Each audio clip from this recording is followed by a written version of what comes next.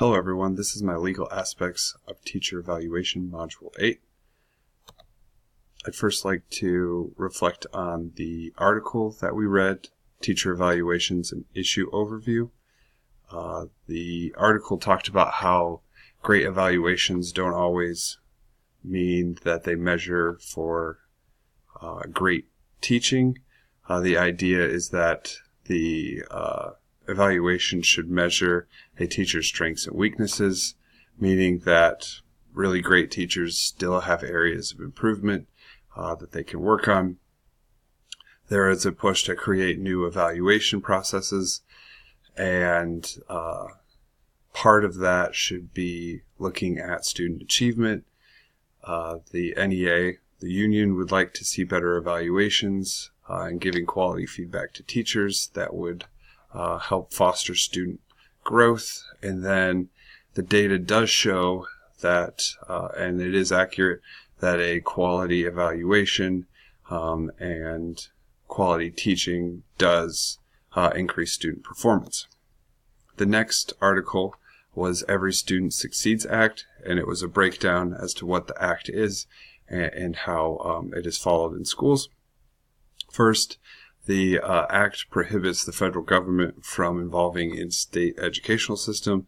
This means that schools control teacher evaluations and measuring teacher effectiveness. Requires schools to establish goals and evaluate teachers not based on test scores.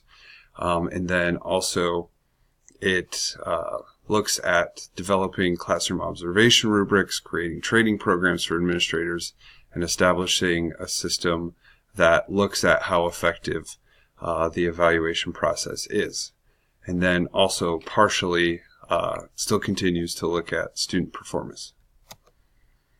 Also in there, it talked about bargaining and advocating, and this was talking about how it's the responsibility of this act to preserve the rights, to create opportunities to negotiate over the evaluation, to make sure that the district is adhering to everything that was agreed upon, to making sure that the community and teachers and everyone involved in this process has a say.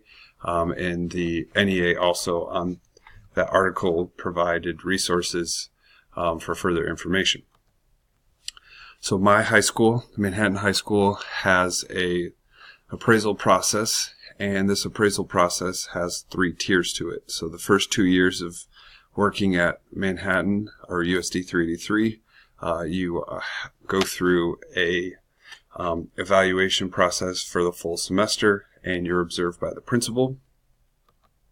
And then group 2, the teachers in their 3rd and 4th year of employment are evaluated once each year. And what this is there's 2 coaches and an assistant principal that come in and observe you twice, and 2 coaches and then twice with the assistant principal, and the teacher compiles a portfolio. The third group is every 4th year of employment, you go through that same process every 3 years with an evaluation. So if you've been employed more than 4 years, you will then every 3 years get another evaluation process. And this will continue with the 2 coaches coming in and observing and the assistant principal. And you will continue to add to and create that portfolio. What they are looking for. So first you meet with the principal and the coaches, and we walk through our lesson plans, and they come in and observe on their day, and we walk through the Danielson model. And so we do planning and preparation, the classroom environment, professional responsibilities, and instruction. And they go through each tier of that, and there are boxes that are checked, and conversations, and then both the teacher, the assistant principal, and the 2 coaches sign the document at the bottom. If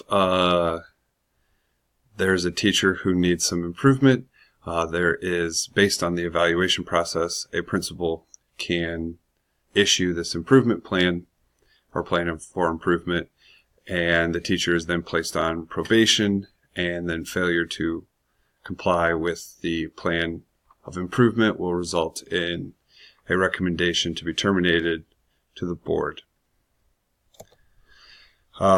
If a teacher believes that the evaluation was inaccurate or unfair, they may contact the superintendent, and the superintendent will compile a review committee, and they'll put together a hearing.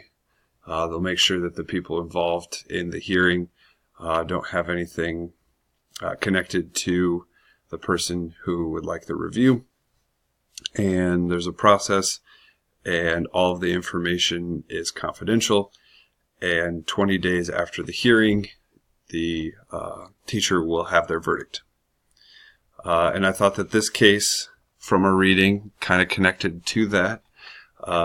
This case looked at in Nevada, where tenured teachers were, after 2 ineffective evaluations, were asked to be let go, but there was no due process hearing, and the teachers by law are protected and can only be terminated through a hearing, and this court case is still in progress. As a reflection as to what I would do, I kind of agree with the current structure of my school community. I like that they have a process if a teacher feels like the evaluation was unfair or inaccurate. I will say that I'm not entirely sure that the Danielson model is the best way to do that.